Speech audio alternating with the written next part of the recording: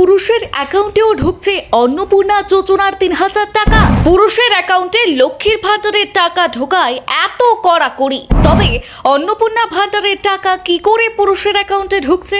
আসল গলতটা কোথায়? ওদিকে টাকা পেয়ে ভয় পাচ্ছেন গ্রাহক, যদি সুদে আসলে আবার বেশি ফেরত দিতে হয়।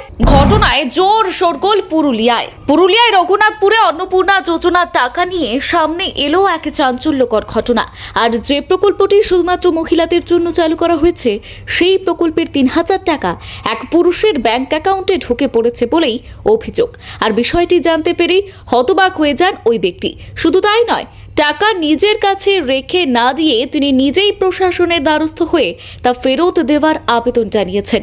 জানা গিয়েছে, সম্প্রতি নিজের ব্যাংক পাসবুক আপডেট করতে গিয়েছিলেন ওই ব্যক্তি। পাসবুক হাতে পেয়েই তিনি হতবাক হয়ে যান। দেখা যায়, গত ৩রা জুন তার অ্যাকাউন্টে অন্নপূর্ণা যোজনার ৩,০০০ টাকা জমা পড়েছে।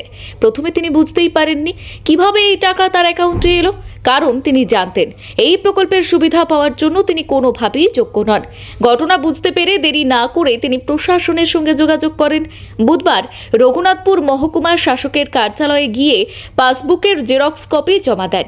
একই সঙ্গে লিখিতভাবে আবেদন করে জানান, ভুলবশত তার অ্যাকাউন্টে জমা হওয়া টাকা সরকার যেন ফিরিয়ে নেয়। তার বক্তব্য, এই টাকা তার প্রাপ্য নয়, তাই যত দ্রুত সম্ভব তা ফেরত দেওয়া উচিত। ওই ব্যক্তি জানিয়েছেন, পাসবুক আপডেট করার পরেই তিনি বিষয়টি জানতে পারেন। এরপরই তিনি এসডিও অফিসে গিয়ে পুরো বিষয়টি জানান। প্রশাসনের পক্ষ থেকে তাকে আশ্বস্ত করা হয়েছে যে বিষয়টি খতিয়ে দেখা হবে এবং কিভাবে টাকা ফেরত দিতে হবে সে সম্পর্কেও তাকে জানানো হবে।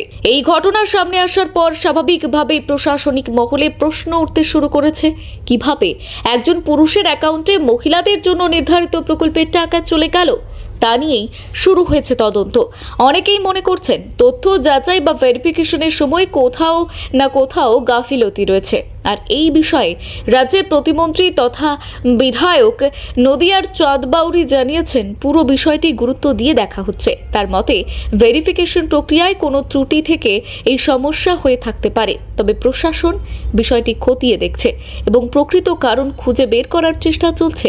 মন্ত্রী আরও দাবি করেছেন, আগের সরকারের আমলে লক্ষ্মীর ভাণ্ডার প্রকল্পেও বহু অনিয়মের অভিযোগ উঠেছিল। এমন অভিযোগও সামনে এসেছিল যে বহু পুরুষের অ্যাকাউন্টে ওই প্রকল্পের টাকা পৌঁছে গিয়েছিল। তার বক্তব্য, সরকার বদলালেও এখনও কিছু সরকারি কর্মী রয়েছেন যারা আগের সময়ের বিভিন্ন কাজের সঙ্গে যুক্ত ছিলেন। আর এই ঘটনার পেছনে সেই ধরনের কোনো ত্রুটি বা গাফিলতি রয়েছে কিনা তাও তদন্ত করে দেখা হবে। তিনি স্পষ্ট জানিয়ে দিয়েছেন, অন্নপূর্ণা যোজনার সুবিধা শুধুমাত্র যোগ্য উপভোক্তারাই পাবেন। ব্যুরো রিপোর্ট, গলসি বার্তা।